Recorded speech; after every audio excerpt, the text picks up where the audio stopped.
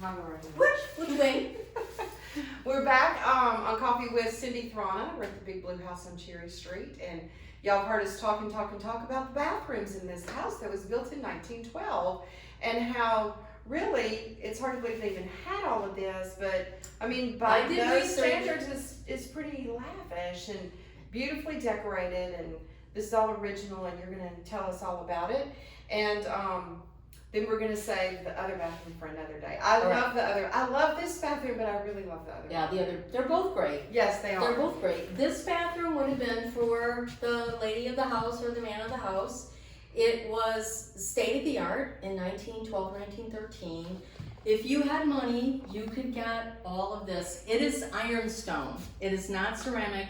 This stuff weighs a ton.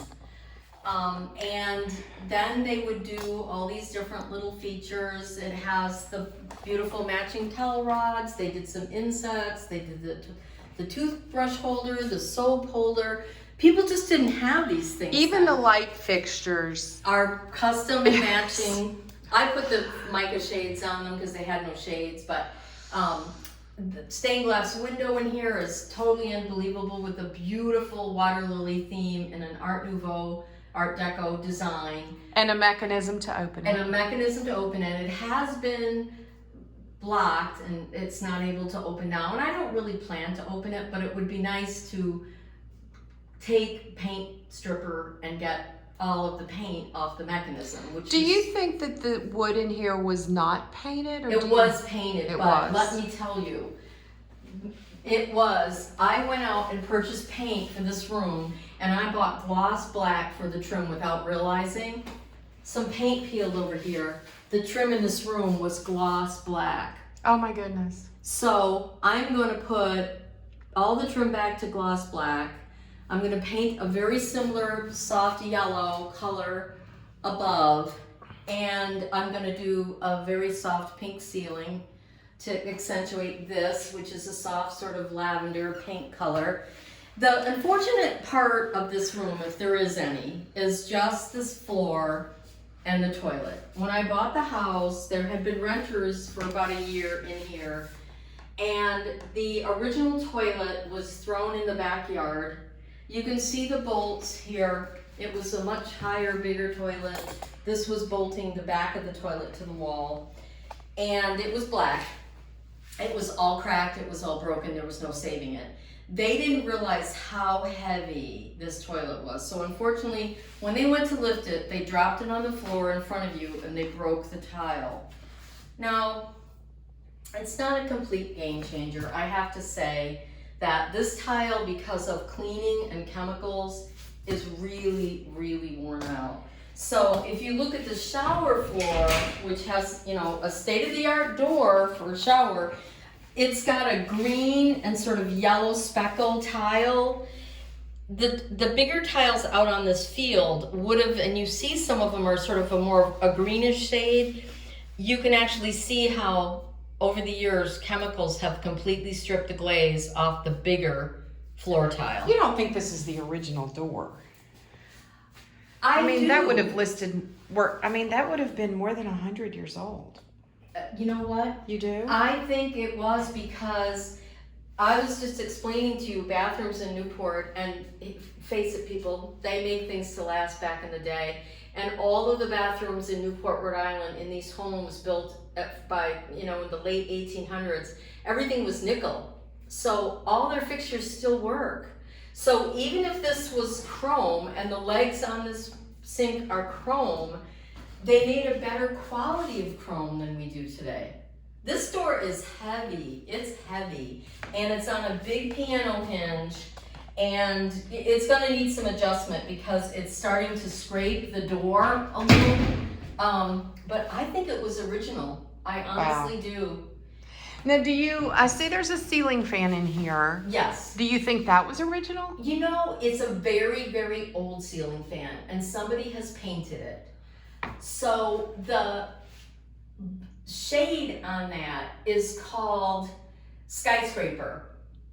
And that's when you had a fixture that went down and down and down like a skyscraper in the 30s. And that is a 1920s, 1930s Yeah, shade. it's very So- Art Deco. So it could Yeah. have been added in the 20s or 30s to aerate this room because it's closed in inside the house and there's no direct windows except for the stained glass windows. So there could have been a thought process, especially in the winter, how am I gonna, because when you take a shower in there, steam builds up in this room. So I think they added it after, and I think it's from the 20s or the 30s. So we have a stand-up shower and a separate bathtub. A separate bathtub. A big black bathtub. Yeah, and you know, I have to tell you a funny story. I was working with some people from Utica, a very good family, and the Ashleys, and the master bedroom was very compromised. The floor was compromised, the ceiling was compromised by water. And unfortunately, on both sides, in both tubs, because they both share a common wall with the master, water got underneath here and compromised the floor under this. So Mr. Ashley said to me, do not get in that tub and fill it with water or you will be in the basement. So he is going to shore this up from underneath. He's done this in several homes in Vicksburg. He's around 80 years old. He's an amazing guy. He still does tons of work.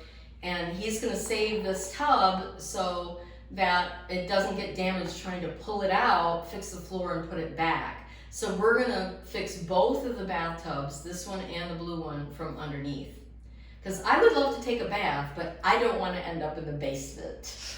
Okay, so this bathroom is actually located between Mrs. Fischel's parlor and the master bedroom where Yes. you took there was a lot of damage in this room. Yeah. Even when I came for the first time, Yes. a lot has been done in here. You actually had to replace the floor in here. Yes, And the I did. flooring. I You couldn't did. salvage what was in here. Yes. So give us a little brief history of what Well- happened and what you're doing. Everything in this room basically got kind of stripped out. If you look at the ceiling, you'll see where the molding was, the crown. Were you able to save that? No, it was so warped and such a mess. So did a tree hit or the No, roof this was is all damaged? from roof damage, and actually most of the leaking really wasn't the roof. There was a part of the soffit on this side, and the soffit was rotted out. And as soon as they replaced the soffit, they were able to stop the leaking. But as you know, water travels. So water had traveled the course of the ceiling. So there was a big, huge rotted spot of flooring here, and another one on the other side of the room. And this very narrow flooring that was put down with those teeny tiny nails, I wish I wasn't here when they took this up. I wish they had salvaged what they could, but they didn't. And it's very, very hard to find. Bobby Parker found some for me just to fix the back room, but we went ahead and put white oak down in here that he got from a special place. And when we get the plaster finally skimmed and sanded and ready to go, we're gonna paint this room, and I'm going to put the crown molding back, I'm gonna put the picture rail molding back, I'm gonna wallpaper it, I've already bought the paper. You can also see over in this corner where water was coming in, and that is painted over wallpaper, which is bad, and it has mold on it.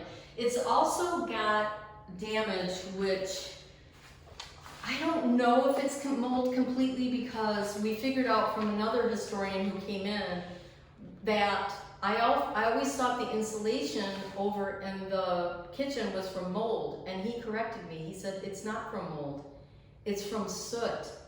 There was a kitchen fire in here, which made complete sense about the clay floor, because he told me these clay tiles, the way they're fired, they can catch on fire. The glaze catches on fire. And he says it was probably a fire in the old coal burning or wood burning stove that was bred, or something that could cause a lot of smoke. He said it could have been from frying something, but he says, I really believe something in the nature of bread caught fire. And it makes sense, because then you had, you changed over to a gas and then to an electric. And a lot of these different rooms coming out of the vents, they're black. So I have to get some ducks cleaned as well. Okay, let me just wrap up. I'll show everybody this. We're in the room that you were looking at that bumped out, and that's the porch off of Mrs. Fischel's day room. And this is the room we're in now. And then this direction is this back hallway where the Correct. whole entire length of this long hallway is storage on one side. Right. And the other side looks out onto the courtyard. But look out the window for just a second, because there's a nice big lot. I own the lot as well. But there was another house on there at one point, and I have looked at the footprint from the office, the blueprint office, and it was amazing the size of that house. It was big. So these houses were very close together. They basically just had a very small, narrow lawn on this side, and the driveway that's over there actually was the driveway to that house. It wasn't the driveway to this house. So these houses, this was a very big house to put on this size of a lot. Well, this was the place to live. I don't know Cherry if you Street, right. met Bob Alvarado, that's one of your neighbors here, but and I'm hoping he's gonna let us do a series on his house. But when his house was originally built, and I don't know what year that was, it was way back way back on a creek. And when the young woman's husband died, it was about the time, do you know all of this? It was about the time that Cherry Street was the up and coming place to live in Vicksburg. And she wanted her house to be on Cherry Street. So she had all of the people that worked for her cut down these humongous trees and strip them, and they laid them down. They put this house on those trees, and they literally rolled it up to Cherry Street. You know, and so everybody wanted to live here. yeah, a lot of homes in New England are like that too, where we came from, and there's a building which is now the Historical Society of Fall River, and the person who took granite and it disassembled it block by block and moved the granite like really far from one side of the city to the other. Yeah, it was urban living before urban living became. And you could do those things because it didn't cost what it would cost today. Right. So that's an amazing story. But yes, I do know that Cherry Place is the place to live, and guess what? It still is. It still is. Thanks, Cindy. Alrighty, bye.